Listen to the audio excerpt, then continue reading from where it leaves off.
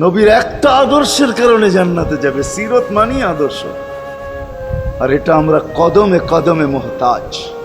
কেননা এই ছোট জীবনটা যদি গ্রহণযোগ্যতা পর্যন্ত পৌঁছাইতে হয় আল্লাহর কাছে, চাই নারী হই, চাই যুবক হই, চাই বৃদ্ধ হই, যেই মানুষই হই না কেন, যেখানেরই হই না কেন, যেই বাসারই হই না কেন, যেই বর্ণেরই হই না কেন, যেই পেশারই হই না কেন, যেই সোসাইটিরই হই না কেন, এই জীবনটাকে যদি গ্রহণযোগ্যতা পর্যন্ত পৌঁছাইতে হয় কার কাছে? দুনিয়া আলাদের কাছে না, মালিকের কাছে, যিনি এক ফোঁটা পানির থেকে অস্তিত্ব দিছেন, যার কাছে আবার আমাদেরকে ফিরা যেতে হবে।